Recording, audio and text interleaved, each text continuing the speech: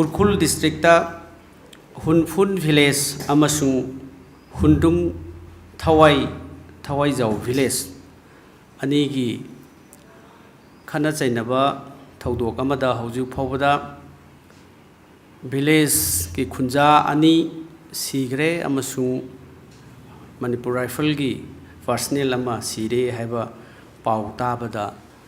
मसीगा मरी लेना मणिपुर प्रदेश कांग्रेस कमिटी की साइड की यामना नुंगाइतबा फोंदोकपा अमसुंग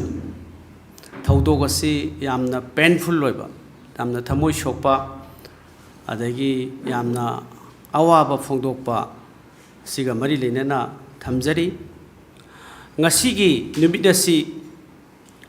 Gandhi Jayanti haiba Non-Violence Day, International Non-Violence Day. Manipur की मफम खुदिमक्तसु पांगथोई, नेशनल की थाकतसु पांगथोई, इंटरनेशनल की थाकतसु पांगथोई. मरोइना हौजिकी थोइबा उरखुल डिस्ट्रिक्ट की हुनफुन विलेज अमसुंग हुंदुंग थवाईजाव विलेज असिदसु पांगथोकपगी थौरमसी स्टेट लेंगाकना तौरगा डिस्ट्रिक्ट एडमिनिस्ट्रेशन के तौरगा पांगथोकपगी पाउ लई. स्वास्थ्य भारत दिवस स्वास्थ्य ही सेवा 2024 मसी पांगथोकपगी प्रोग्राम सी यामना अफबा अखोइगी MPCC ऑफिस दसु पांगथोई. अदुबो ngasi पांगथोइबा खतना चैनब थोइबा सिमिना थोइबसी ngarang right from yesterday ngarang degi hauraga hairiba khana chainaba thokpa violence thoibase masi hairiba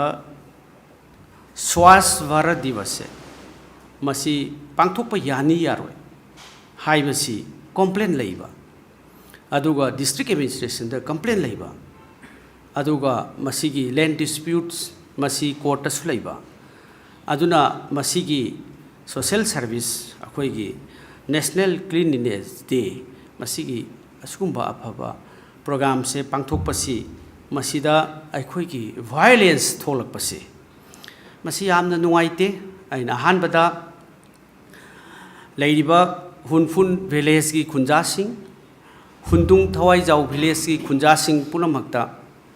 Manipur मियाम की सुमोट सिंजरगा मणिपुर प्रदेश कांग्रेस कमिटी की मयाम की सुमोट सिंजरगा थौदोक असी यामना नुंगाइते अखोई तांकुल लिसि नाउ ngaktani masigi थौदोक से वाखन फाथबिरगा थौदोक हाइरिबा हौजिक थोइबा इरांग असी फाथबिननबा आइना अपील तौजरी अमसुंग लेइतबा असीबा याउखिबा असोकपा मयाम इंजरीज अदगी सिगिबा याउबा मयाम सिंग नुंगाइतबा फोंदोकजरी अखोई इसिनेनाउ ngaktani तांकुल लिसिनाउ ngaktani अखोई मसी मुन्ना खंधर कांदा खनब यादे अदगी अखोई साउनब यादे थोइबा थौदोकसि यामना लाइबक थीबनी अमसुंग मसी पुनमगसी वाखन खंधरे हैरकांदा अखोई अमुक्तंग शांति अमुक हंजलकनबा थुबदा अखोई खुदक्ता मसीगी मणिपुर प्रदेश कांग्रेस कमिटी की महूट सिंजरगा अपील तौजरी हाइरिबा थौदोक असी थोक्तननबा आइना अमुक हन्ना खुंजा सिंगदा थमजरी ngasiगी थौदोकसिदा मी अहुम लेखिद्रे अदगी ngarangsi हाइरिबा सोशल सर्विस की तौबा यानी यारोय हाइरिबा मफमसी चंगबा यानी यारोय हाइबना सिंगबसी डिस्ट्रिक्ट एडमिनिस्ट्रेशन दसु अखोइगी हाइरिबा खुंजा सिंगना कंप्लेन तौई हाइ अदुगा करिगिदमक्ता हौजिक ngasimak misi mina thoibase district administration plus home department na karigi serious oidabano intelligence department si aikoi manipur as a whole me gi tang ahum dagi shok tuna leiraba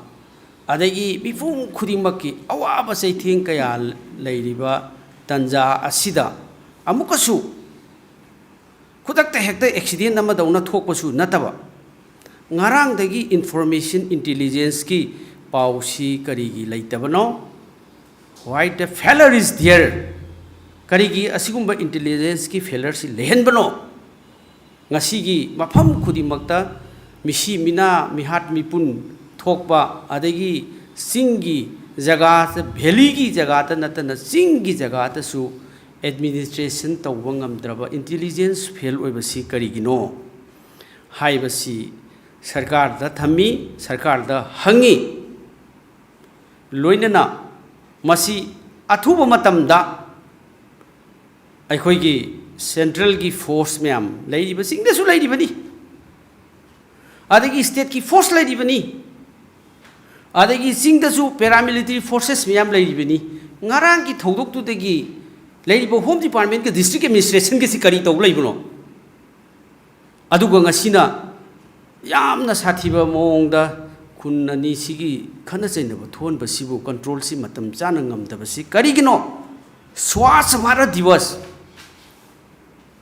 सिगी non violence की निमित असिदा मिपुं खुदिमकी मणिपुर दा शांति हंजलकननबा अदगी थोइबा थौदोक वाथोकसिंग सिगी वाखनसी खंथदनबगी तंजा international non violence day national की नॉन वायलेंस डे स्टेट की एडमिनिस्ट्रेशन खुदिमक अदगी ऑर्गेनाइजेशन खुदिमक पॉलिटिकल पार्टी खुदिमक ना पांगथोइबा असिगुम्बा अफब नुमित गांधी जयंती अदगी इंटरनेशनल नॉन वायलेंस डे सिदा थोहनबसी यामना पेनफुल ओय it's really painful it's a heart breaking थमोय काइनिंगाइनी अदुना ngasiगी masida yamna nungaitribase Swachh Bharat Diwas हाइबा नुमिसिदा हेना थोकपसिदा masida थोकपसिना हेना नुंगाइते मरमदी the ideology, the principles of non-violence day, Gandhiji ki maki principles, two principles, truth and non-violence, the basic principles of raise international non-violence day. Hindi dana satyagraha amasung ahimsa. मसीगी असुगुम नुमित सिदा मरी लेना थोपसिमक्से मणिपुर की लैंगाक्सिबु करी खनबिरिबनो यामना नुंगाइते अदुना it's a total failure of the entire law and order administration even the civil administration forget about this home department's failure. It is also one of the signals. It is a things that masiju DC the complaint tauna ngasi complaint irang se thon base district administration ki su civil department ki administration ju fail oi haibasi thoi aduna masi yamna nungaite adura siriba mayam sing thamoi songna nungaitaba fawi sarkar na thuba matamda manipur ki mai chaktana ledbe sida another अतोपा इसिनिनाव मरक्ता अमुक तांखुल इसिनाव हक्ता तौबसे नुंगाइते सरकार की control तौब ngamdrabasu अखोय इसा इसाना in connection with this non violence day ngasi gi numit asiga su mari leinana अखोय सुगुम्बा इरांग अदगी खना चैनबसे लोइना थादोगा अखोय काइनबा यारोय लेरिबो हुनफुन village अमसुंग हुंदुंग थवाइजाउगी खुंजा पुनमक उरखुल district असे उरखुल headquarter district असे सागतपद headquarter असे सागतपद अचौबो दायित्व लौरिबा अदिगुम्बा विलेज नाक्तनी अदुना मसी अखोय थादोकनबा यारोयदबा चंगनदबा यारोयदबा खुंजांग हाक्तनी अदुना खनबा यादे हाइबसे पुकजेन सेंगना पोकमिनबा इसिनाव अमदा अपील तौबदौना अखोयना तांखुल इसिनावसिंग खुंजा अनिमक्ता अपील तौजरी खुदक्तगी ngasimaktagi hairiba irangsing si lepiyo haiduna puksen sengna apil tawjari loinana ngasi leiriba masigi sarkar sigi leiriba amagi sakti adagi magi administration adagi magi intelligence adagi department leiriba mayam sing se civil administration je khangna खंगौदना थोलकपसु नत्तबा ngarangdagi pau leirabase masi thokhankhibase masi I really condemn the akhoi information intelligence administration of the police department and the civil department masi tauroidaba thabak se sum chathabasina Manipur se mangbada loire takbada loire wabada loire misam praja misi minana thalle masi athuba matamda yengsilibasitagi hena athuba attention intervention adagi reinforcement